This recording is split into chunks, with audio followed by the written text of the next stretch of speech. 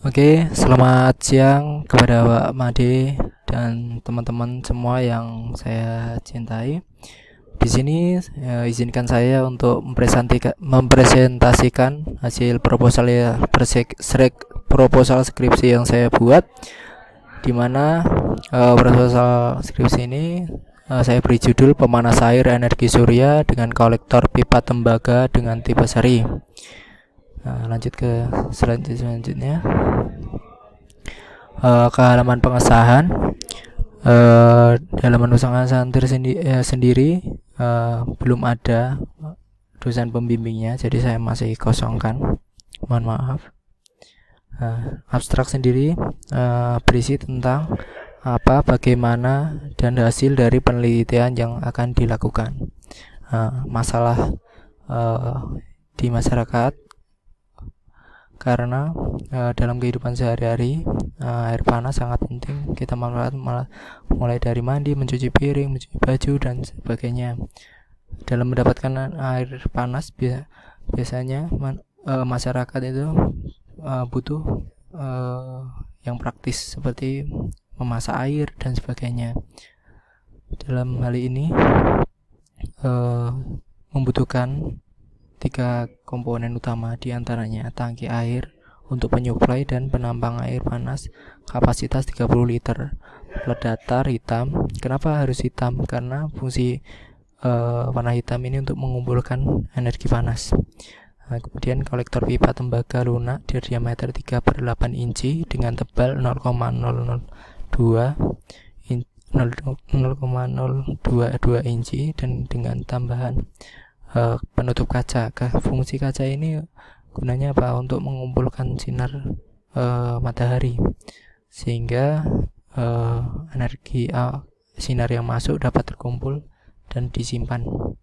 Ini untuk kaca ini dibutuhkan yang tipis agar hasilnya maksimal.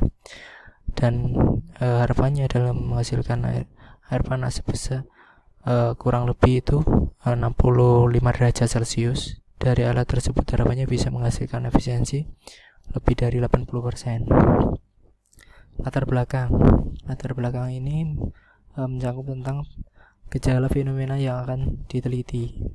Boleh dari itu, dan penjelasan tentang alasan memilih topik penelitian. Kenapa saya memilih topik untuk pemanas energi surya? Sebenarnya pemanas air energi surya ini sebenarnya alat yang sederhana, tetapi dalam masyarakat, dalam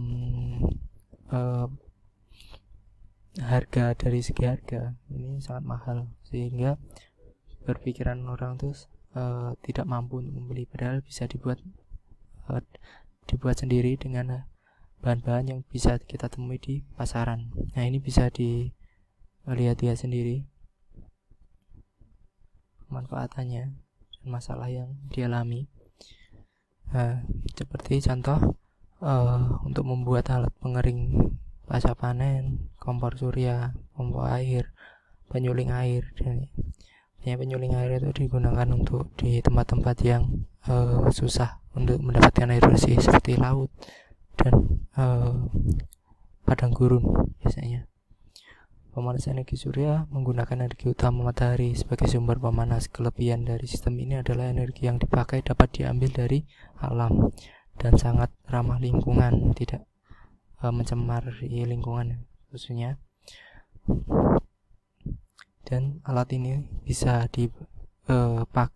ditempatkan di halaman rumah atau di lapangan. Nah, ini bisa dibaca sendiri teman-teman.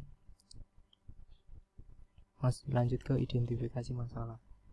Identifikasi masalah ini merupakan suatu penjelasan inti tentang permasalahan yang akan dibahas. Nah, masalahnya apa di sini?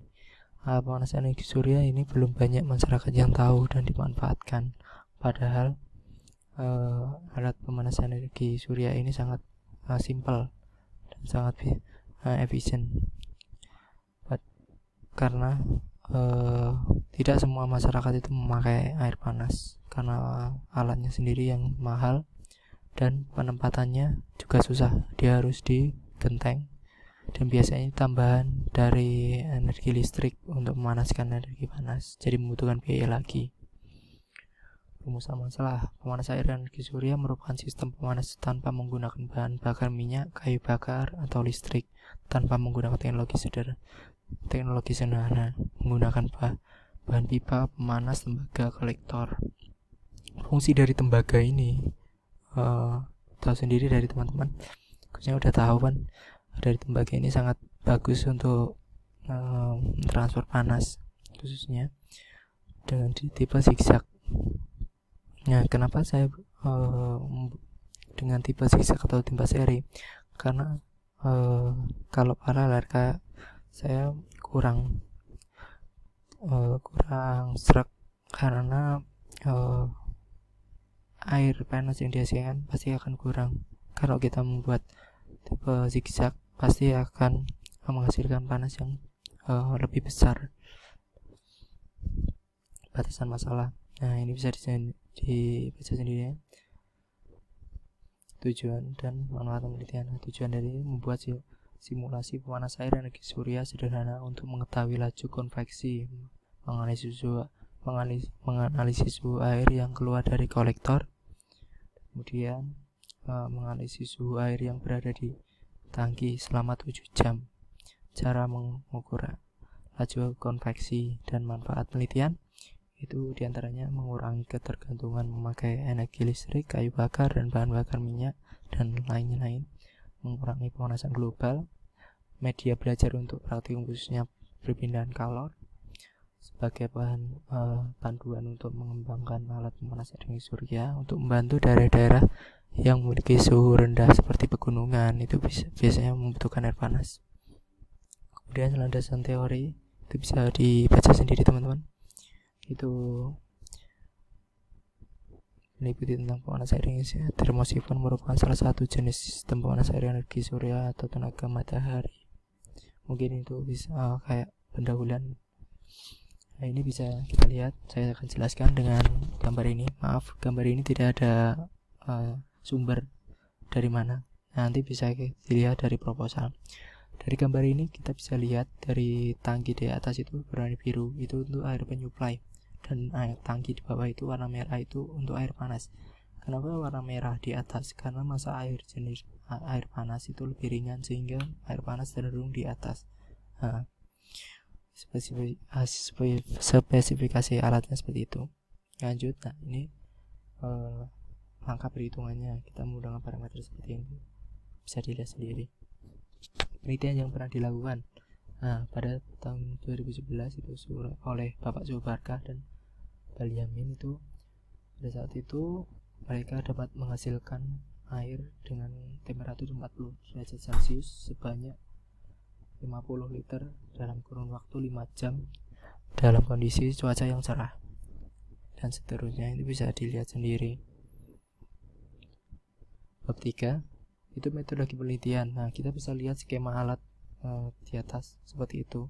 Kita menggunakan tipe seri. Itu saya ambil dari kakak tingkat, skripsi kakak tingkat. Dan untuk cara kerja alat sendiri, itu prinsip kerjanya sistem panas air energi surya ini adalah pertama-tama air dimasukkan ke dalam penyuplai, tangki penyuplai, sehingga air masuk ke dalam kolektor atau pipa pemanas terisi penuh. Nah, di sini kalau air berada di kolektor jadi panas, massa air panas akan ringan, sehingga air panas akan terdorong oleh air dingin dan masuk ke tempat tangki panas, dan seterusnya. Nah, ini diagram penelitian itu batasan masalah, mulai pembuatan, uji coba alat, ada masalah. Kalau ada masalah kita kembali ke titik 2, itu untuk membuat dan merombak alat lagi, kemudian mengambil data, analisis data, membahas, dan kesimpulan. Nah, ini bisa dilihat dari peralatan dan bahan yang digunakan, cukup simpel, dan bisa bahan-bahan ini kita temui di pasaran, bisa kita buat sendiri, sangat sederhana. Nah, langkah-langkah kita pembuatan. Pertama-tama membuat rangka kedudukan untuk alat 30 derajat, dan buat rangka besi untuk tingkat, yaitu untuk air dingin dan air panas dan seterusnya. Bisa dilihat pelaksanaan penelitian, masukkan air panas dan seterusnya, itu bisa dibaca sendiri teman-teman. Nah, ini jadwal penelitian. Jadwal penelitian ini tidak kayak gini sebenarnya. Ini sebenarnya cuma kasarannya aja. Tapi dalam lapangan nanti bisa berubah. Nah, untuk bab sistematika ini terdiri dari bab 1 pendahuluan berisi tentang latar belakang dan seterusnya. Terus bab 2 tinjauan pustaka berisi tentang penelitian yang pernah dilakukan, landasan teori. Dan bab 3 sendiri metodologi penelitian berisi tentang skema alat, cara kerja alat, diagram penelitian, peralatan yang digunakan dan sebagainya. Itu bisa dibaca sendiri. Nah, untuk daftar pustaka sendiri saya ngambil dari jurnal dari luar dan 3 skripsi dari kakak tingkat yang sudah membuat alat tersebut. Ini sangat spesifik dan menurut saya juga udah sangat baik skripsinya, jadi saya pilih untuk membuat proposal tersebut. Oke, mungkin itu aja yang bisa saya sampaikan. Mohon maaf jika dalam penyampaian saya ada salah kata atau belum puas. Saya mohon maaf yang sebesar-besarnya. Mungkin dalam lain waktu mungkin bisa ditanyakan langsung atau berdiskusi. Kurang lebihnya saya mohon maaf dan saya ucapkan terima kasih. Sekian, selamat siang.